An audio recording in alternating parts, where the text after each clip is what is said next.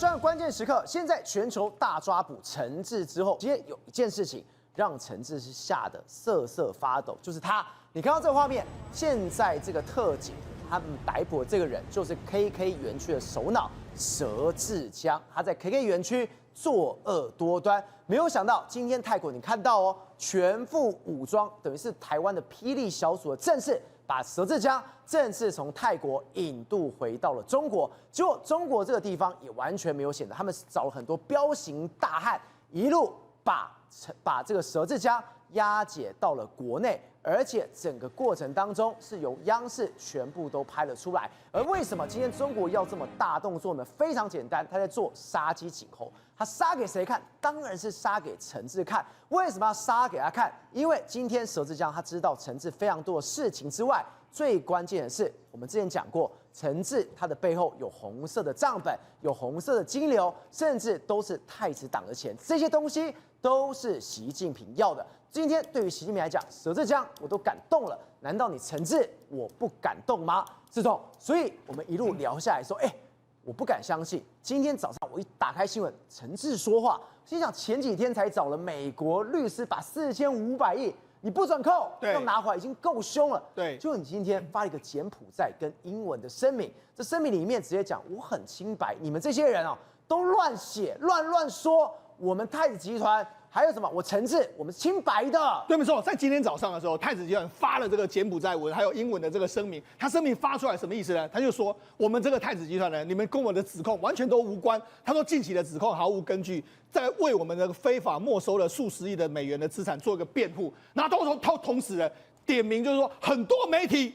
他说媒体重复报道这些以及其他未经证实的说法，所以照他在说你。我好怕，对，他说我们集团呢是致力于诚信、负责任的投资，还有区域内可持续性的这个经济成长。他说我们有信心，当事情水落石出的时候，太子集团还有集团董事长将完全免责。所以照你等着看。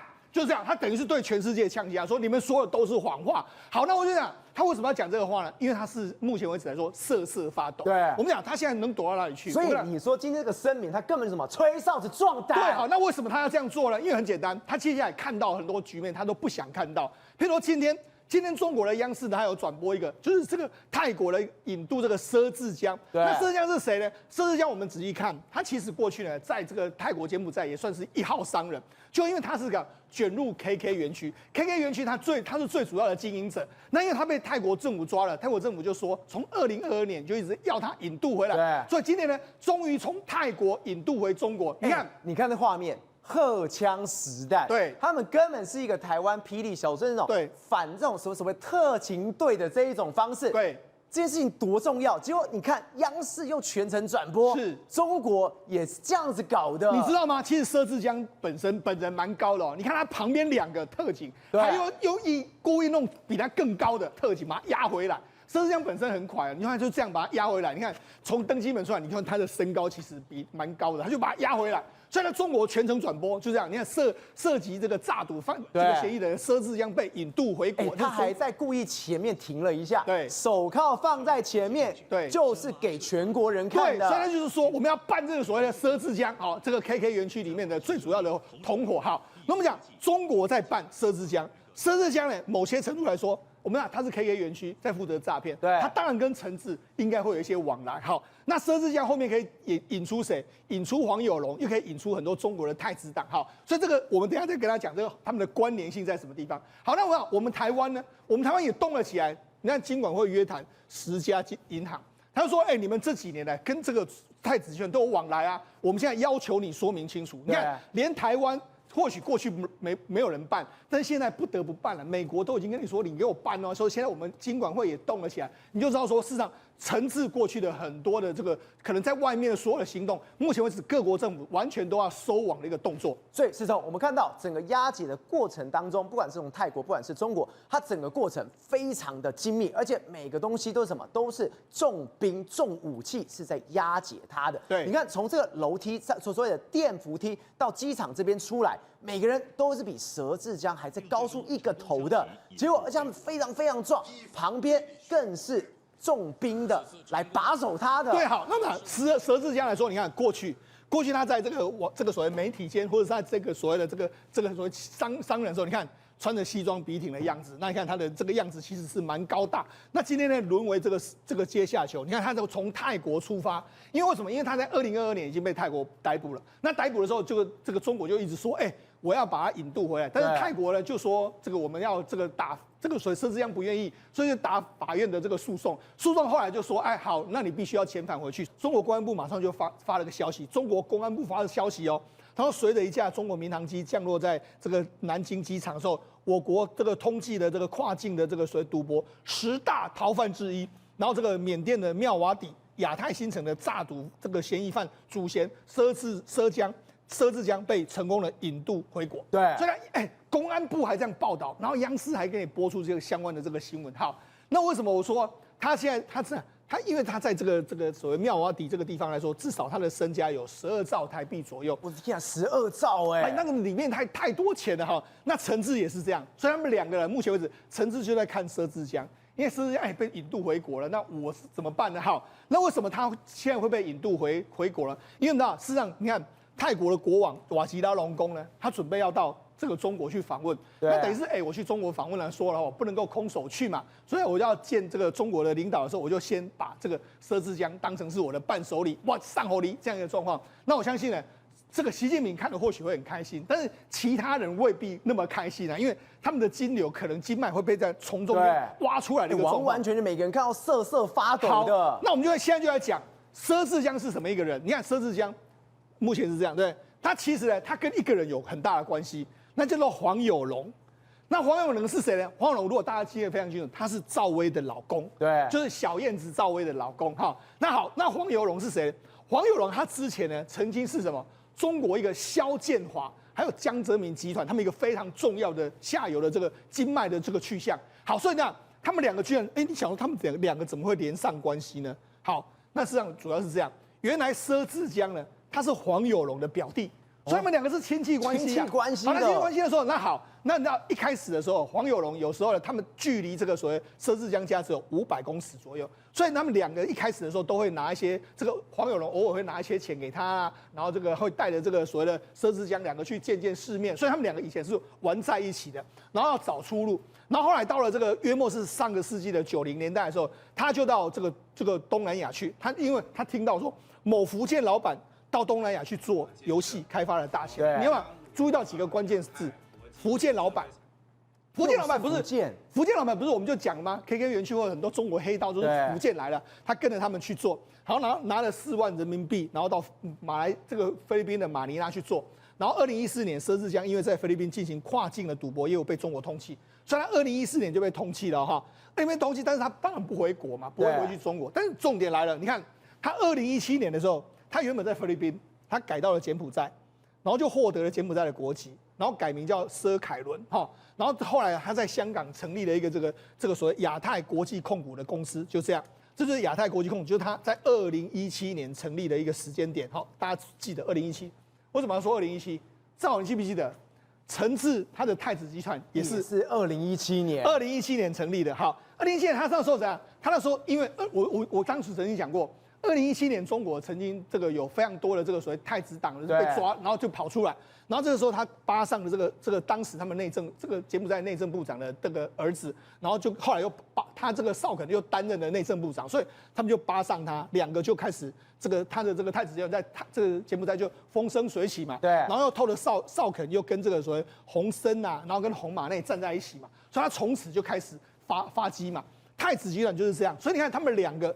都是2017年成立一个亚太的这个国际金融，然后他是2017年成立的这个太子集团，对，然后2个人他在 KK 园区，然后他也是有在经营 KK 园区啊，他有在缅甸还有在柬埔寨都经营，所以他们2个其实某些程度来说他们是有业务重叠的这个部分。好，那我跟他讲，那为什么我就说这个很重要呢？第一个，因为黄有龙跟他们会为什么相关呢？因为黄有龙也是被这个查出来，因为黄有龙一开始在2021年的这个3月的时候，这个国际这个所谓广东的这个东莞市的检察署透过国际刑警向黄有龙发起通缉令，对，他说，你涉嫌的2019年的什么团贷网的这个事件，然后我要抓你，因为那时候黄有龙已经在海外跑，那跑的时候就没想到他在当年的这个3月22号的时候，他从冰岛的机场要回到这个法国波尔多的时候被逮捕。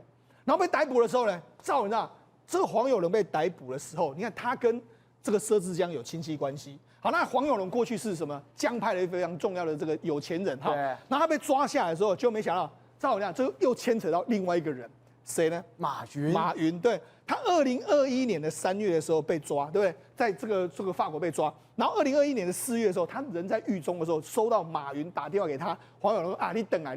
马云跟他说，你就回国吧，你赶快回来，现在中国要出大事了。就没好，结果他就没有要回去嘛。然后你看，紧接没多久的时候，2021年的5月，中国就对佘志江发动所谓红色通缉令。所以你要知道，事实上你看，他之前是先对这个黄有龙发布红色推缉令嘛，对，然后叫你回来，你不回来，那我就再对佘志江发布这个红色推缉令。所以等于是说，他在追杀他们这一脉的这个金流，对吧？那黄有龙跟这个佘志江当然是有关系的，所以那又牵扯到马云。所以你看，他们其实是我们过去不是说这些都是他们做会，我们不是曾经说过马云后面就是很多红二代，对，所以这个我如果按照这样的脉络，我们都可以证明说，他们这些钱搞不好真的就是那些红二代的这个钱。黄有龙他当时牵扯了一个案子，就是所谓的我们就讲他不是牵扯一个团贷网的案子吗？那团贷网的案子是谁呢？他们有一个牵扯到另外一个人，叫做孙立军。孙立军就是前公安部的副部长，叫孙立军。所以也就是说，你看，就此就可以连上了。黄有龙跟佘志江有关系，佘志江跟这个陈志有关系，然后这个所谓的这个黄有龙又跟孙立军有关系。对，所以孙立军是谁？公安部副部长。所以呢，陈志说我有公安部的力量，我有国安部的力量，是不是完全一模一样？所以当时这个马云跟他说，他不是为了要抓你，他是为了要孙立军。其实孙立军他们后面，或是孙立军们，就是后面的所有的正二代，这个或是国安体系的钱在那边嘛。所以马云当时就跟他这样讲，但是黄有龙没有回来，他没有回来，所以目前为止来说，我就说黄有龙还没有回来。好，那我们现在就推，我们刚才不是讲吗？孙立军，好，孙立军在这边，好，那你知道孙立军呢？他当时在19大这个中纪委的第6中全会的时候，他推出反腐的纪录片，就是19大，他当时落马，就那样他说什么？他说什么？哎，我有这个政治团伙。他说什么？我的团伙里面包括什么王立科啊，然后这个重庆的这个公安局长啊，邓辉林啊，山西省的公安厅的前厅长啊，刘新云啊，上海公安局的这个前局长龚道安啊，还有傅政华啊，哦，你看一大堆。所以赵友，你记不记得我们当时不是有说过一个故事？说什么？说呢，这个所谓陈志跟人家说，我跟你讲啊，在中国的话，我可以帮你摆平任何事情。对，他不是说他都会打给当地公安、政法体系，包括说司法体系，还有国安体系，他们就变成是陈志、佘志江还有黄有龙后面的最大靠山。所以如果从这个蛛丝马迹来看的话，你可以断定就是现在习近平绝对还要继续追杀。对，所以来说陈志啊，你现在虽然你发布了这个英文跟这个柬埔寨文的声明啊，然后跟媒体呛虾，跟大家呛虾，但是问题是，我相信中国要追杀你的力道的确还是蛮强的。玉凤，我们刚刚特别讲，为什么今天佘志江回来之后，泰国是这么的重兵部署，甚至中国这部分也是央视直接来报道这件事情，因为佘志江他在 KK 园区真的是首脑，太传奇了，传奇到怎么样？他的护照有好多本，他的名字、他的照片有一大堆，而更令人觉得最傻眼的是什么？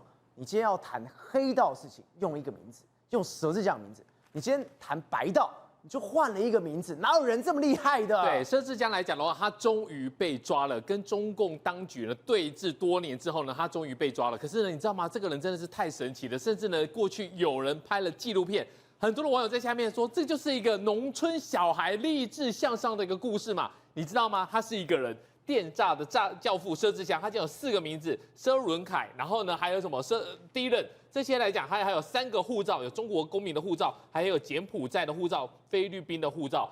你知道吗？他只要做坏事的时候呢，他就是什么？他就是佘志江。对。然后你看这个都已经被抓了，这是被逮的画面哦。那酷谁还是很那种。然后呢，等到他要去做商会的会长，他是11个商会的荣誉会长哦。就是叫什么佘伦凯，你看还有不同，穿上西装，然后呢拿着自己的，我很少看到你为什么拿自己的杂志，然后呢在那边看呢，然后呢等到你要做坏事的时候呢，又换成另外一个佘志江，所以你不觉得他是一个人3本护照2个面相吗？他创了 KK 园区的前身亚太新城，你在网络上面还可以搜到一个照片哦，那个时候 KK 园区就是农村渔村，然后一片荒芜，他站在那个地方就像教父一样，他一个人把这个园区这个炸团给做起来。哦，你知道他有多么的可恶吗？他做起来之后呢，他就赚到了钱。赚到钱之后呢，他非常的了解一件事情，拿钱去买通人脉。对，所以呢，他做什么事情，他都会把一部分的利润拿来贿赂当地的军阀、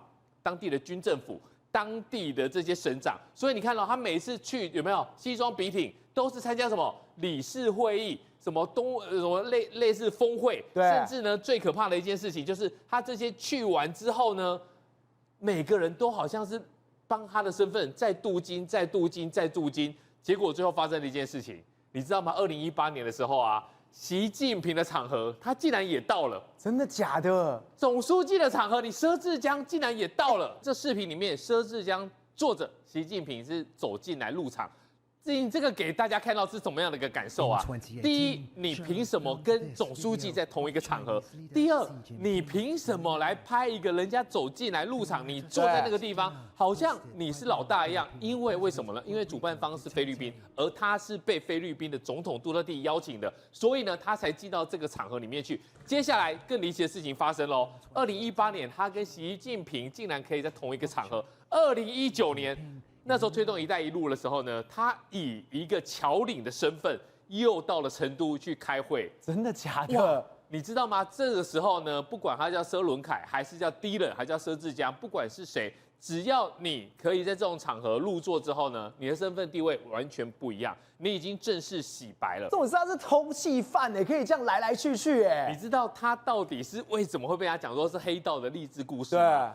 对，因为他做坏事。做坏事之后呢，他竟然接受中共国安局的招降，所以呢，他一直告诉大家一件事情：我是帮国家做事。对，所以呢，你通缉我这件事情，那是后面的事情。那是假的吗？对，我是帮国家做事，所以呢，他那个时候才有办法进出中国，到成都去参加"一带一路"的推广嘛。但是你知道吗？倒霉的时候就是倒霉了。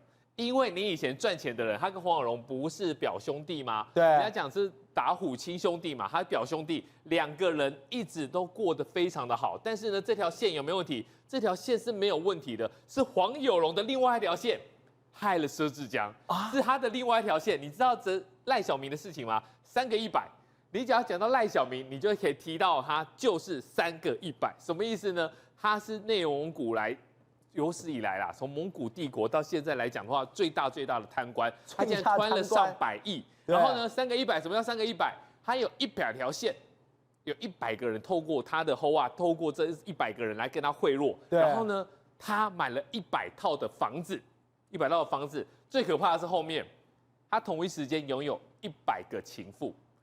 他贪污了100多个人，然后最后被枪决掉。所以呢，你就知道说呢，因为赖小民跟黄有荣有金钱的往来，那再加上有江派的一些阴影在的话，所以呢，决定了中共当局决定要把佘志江给处理掉。对，被处理掉的时候呢，那个时候还卡到一件事情，我们在关键时刻有谈过，你菲律宾怎么会有一个市长是华人去选呢？他是中国人。对，郭华平的事件，所以那个时候呢，其实佘志江已经被通缉了。被通缉的时候呢，他就说呢，郭华平有去找过他，但是呢，他就有告诉过郭华平说呢，如果今天我都会被动的话，那中共是不可信任的，所以你要小心。有一天呢，有人来告诉他说，大哥，我们要希望你来参加一个参叙，我们这边的政要非常非常的喜欢你。结果你知道吗？他就离开了他的园区，去了曼谷参加了这一个参叙，这个就是佘志江。结果发生了什么事情？这个参叙根本是鸿门宴，对，他就真的掉进去了。这个参叙呢，就是被中国的国安局给设局了。他没办法，他忍受不了这个寂寞，他想要去认识这个曼谷当地的政要。结果去了之后呢，拍完照、吃完饭走出去的时候呢，当场就被抓了。据说参加这个主办这个参会的这个主人自己也不知道后面的有这么奇大的一个脉络。对，被抓了之后呢，他就一直想要去告洋状啊，一直说呢，我是帮中国公安做事的，我帮中国国安局做事的。如果我今天被遣返回去的话，大概只有一个下场，就是枪毙。所以呢，拖了那么多年，结果今天的下场还是什么？还是回去。对，所以如果套用佘志江他自己的话，那他等着他的下场应该就是枪毙了。因为真的是这样吗？佘志江回去，你刚刚看这样两个这么高的人，央视全程拍。我们都知道哦，之前中国在抄缅甸的诈骗集团，不是说白家还有魏家吗？都要被枪毙的，所以佘志江他完蛋，他也要被枪毙了。没有，他不会被枪毙，真的假的？中国在保护他啊！我为什么这么讲呢？哈，你看到他是重兵压着他离开泰国曼谷，然后进入到南京的这个机场，然后由中国来讲的话接手。那过往来讲的话，我们知道他什么时候被抓的？2021年的时候被抓的。那这时候为什么呢？拖那么久的这个时间点，才在这个时候引渡到中国去？就是跟陈志是有关系的。那因为我们刚刚提到陈志跟他还有那个黄有龙，还有这些，比如说傅政华、孙立军这些人是挂在一起的。孙立军什么时候出事的？2020年。对。傅政华什么时候出事的？2021年。大概就在那个时候。那这些人为什么又有钱？这些人都是中国的政府在造的。为什么这么讲呢？他们都打了什么名义？就是“一带一路”嘛。“一带一路”是谁提的？习近平提的啊，他在2013年开始提了啊，所以大家就趁着“一带一路”，陈志也是“一带一路”啊，跑到柬埔寨，跑到缅甸，跑到泰国，跑到东南亚这些国家去，然后包到菲律宾这个地方国家去干嘛？去捞钱嘛。那刚好呢，在国内的太子党啊，全斗不了的时候怎么办？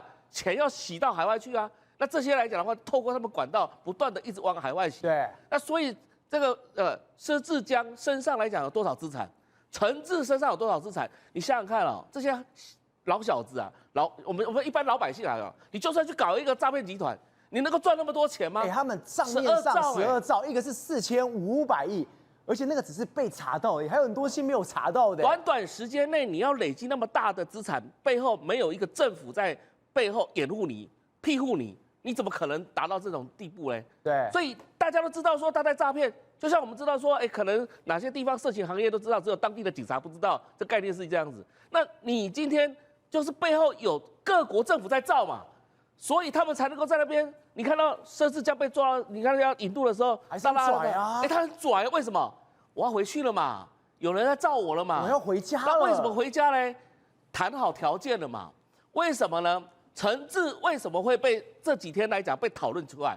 是谁把弄出来的？川普政府嘛，美国嘛，那准备美国要收刮了这个资产了。中国开玩笑，我在海外养的金鸡母养那么多，那么大了，全部收回来，这叫什么？养肥了才要准备杀了嘛。但是杀了之后，你只要跟马云是一样的，马云是乖乖的交给中央，我把资产交给中央，其他的我不管了啊，我去从事教育界，我去从事什么艺术界。然后马云那时候被抓了，不是就是这样子吗？对，到时候这个进户出身嘛。那其他的就交给中国政府，中国政府就割韭菜嘛。所以我说哦，这个把曼谷的这个佘志江把他弄回到中国去，不是把他抓回去，是把他送回到中国去保护他。水好深哦。如果背后来讲有一连串的黑名单在那里的话，那中国的官员，到时候如果佘志江落入到美国的手上，会变成怎么样？更惨糗了，因为川普就可以知道怎么去搞习近平了，不是吗？怎么去搞你那个中国内部的官员的吗？那每个人都有这个黑底子在川普手上，还得了？这一号人物要赶快送回中国去保护啊！所以我认为他接下来会过得非常好。过得非常好，至少在哪个地方把它软禁起来，你不要再跟外界接触了。那你过往所做的事情啊，中国政府就帮你消除你的记录。那接下来你的资产，还有你过往所作所为啊，包含这一次缅甸军方为什么敢对 KK 园区动手，那个背后来讲水很深。为什么呢？因为中国政府在背后运作，把东南亚过往来讲在海外养的金鸡母一个一个收回中国去了。慧正，我们刚刚特别讲到，现在美中现在出手出很大，一个是佘志江，他已经被引渡到了中国去了。陈志竟然现在还敢呛虾，现在吓得跟什么一样？这表示什么？台湾皮一定要绷紧，人家都是这样干，我们不能这样才对不对？烂烂的吧？结果今天这个新闻出来，金管会也出手了。你之前怎么帮陈志的，我通通都要查，到底有没有去通报？结果现在查完，金管会约谈精简10家银行，民营金控旗下银行几乎全数入列，我通通都要查的。不是，我看到之后，我真的一方面又觉得好气，一方面又觉得好笑。为什么觉得好气又好笑呢？他就出来报告啊，我们的监管会的主委出来报告说有过去这7年来，我们其实查过，大概有10个银行跟这一个太子集团有所谓的金钱上的一个往来，甚至有多少账户，60个账户，有没有过去这7年来有没有发现大笔资金的一个异常状况？有几次，52次。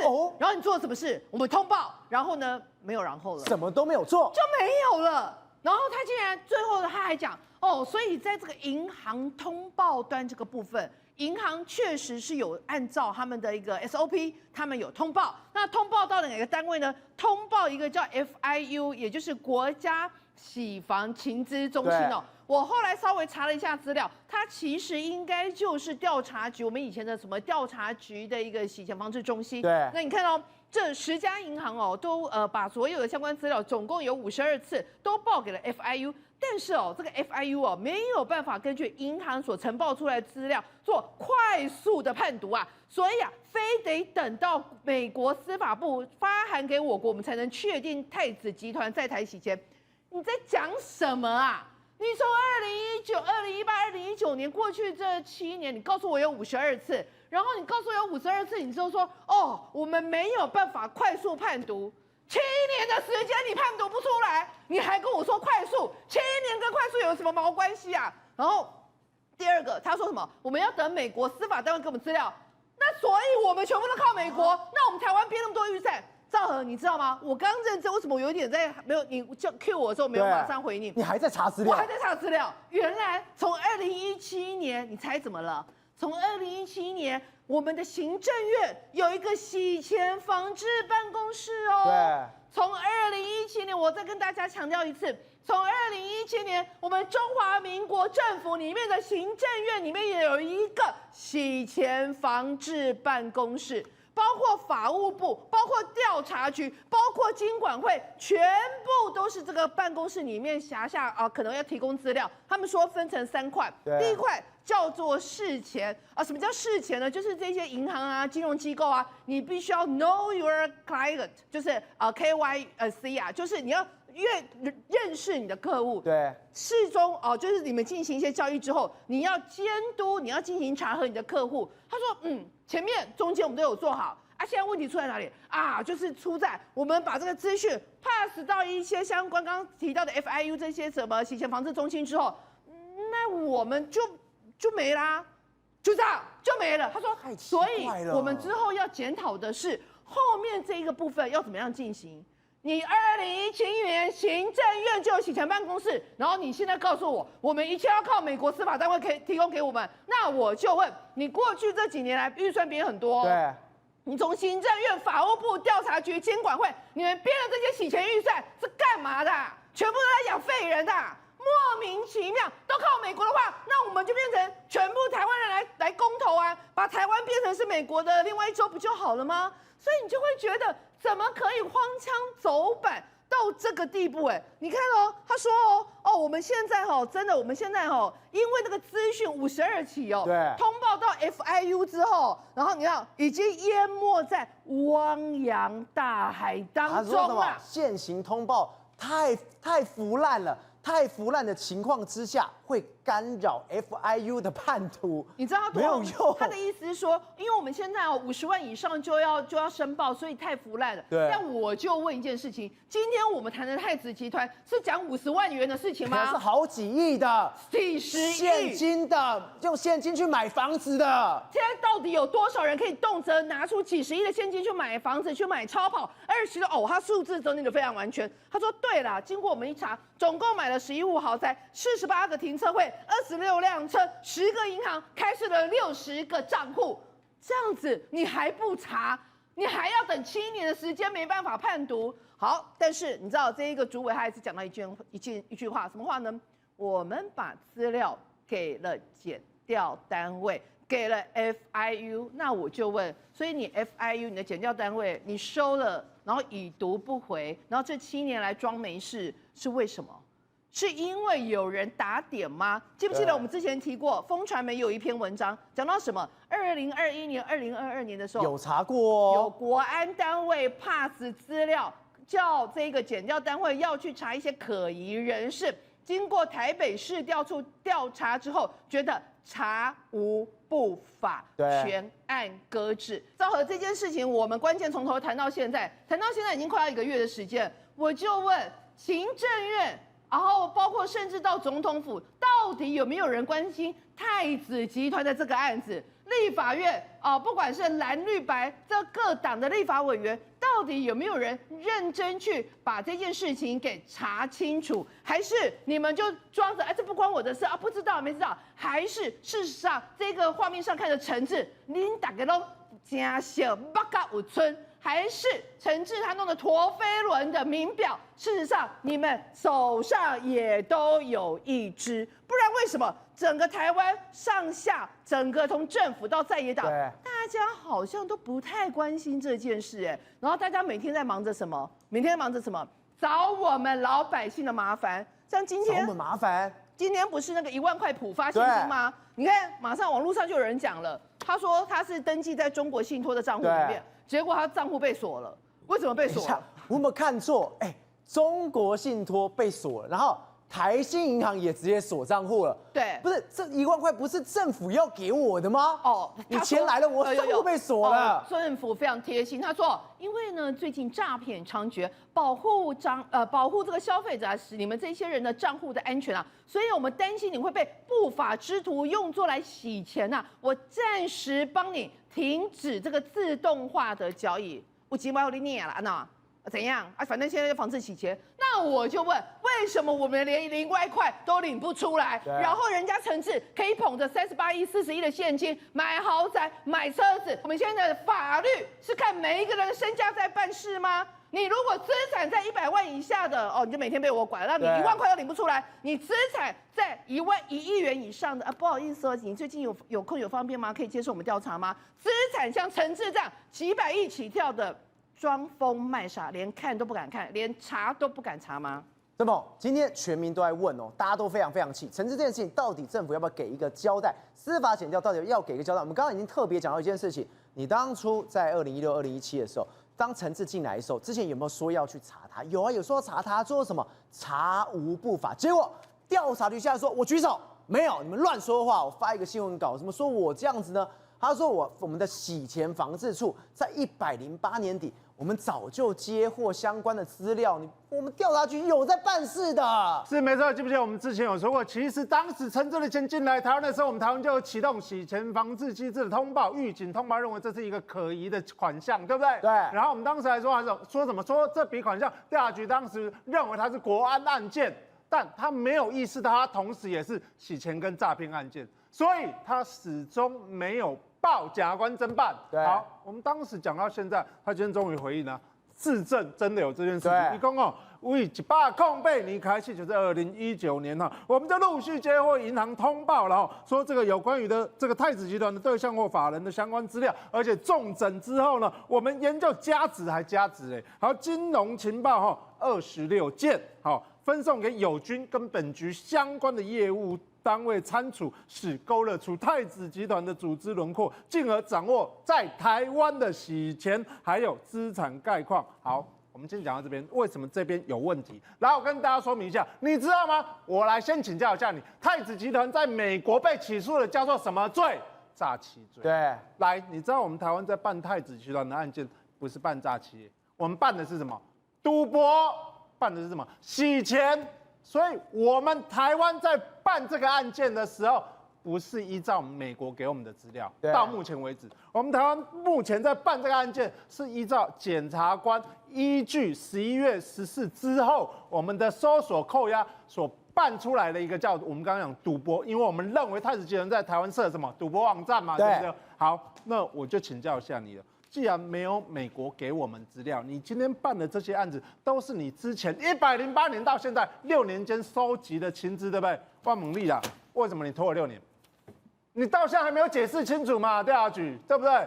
你都没有说为什么这6年你都没有办，他反而自己讲说，我6年前我早就收集好了相关资料，对啊，但我还没办。对，什么新闻稿啊？所以你自证无能嘛，你6年都没有事做，结果美国起诉之后，你才说，哎呀，我们来配合检察官侦办。我跟大家报告，为什么是配合？他这个遣词用字不合理啊！我请教一下，一讲到那招新闻的时阵，是司法警察机关报请检察官，对不对检察官指挥下面的警察调查局，对或是市调处，对没错这一些来干的。就这样是北检自己先立案，你调下去才去配合，丢不丢脸？我不要讲丢不丢脸了，合不合理啦？你自己调下去，自己评评理，摸摸心哦，摸摸良心。好，那为什么这个我们上次就讲，为什么诈骗集团在台湾可以这么嚣张？就是因为我们台湾民主法治。好，所以他们在台湾这些犯罪资产可以获得很充裕的保护。对，所以呢，你知道吗？现在诈骗集团，我们之前有披露一些东西，就是什么，他们的这些成员呢被捕之后，就说好啦，我承认我有诈欺，可是赵和啊，我跟你讲，我今嘛无这侪钱行李啦哈，不然我跟你讲，赵和，我有诚意跟你和解，但我分200期。一期呢，我赔你5000元，因为我可能诈了100万，对不对？我赔你这个一期赔你5000块啦。好，那个法官就会说什么？好，吴政峰你很有诚意。好，那既然这个被告你很有诚意，那被害人也同意说这样子和解，好，那你就分200期吧，我就给你缓刑。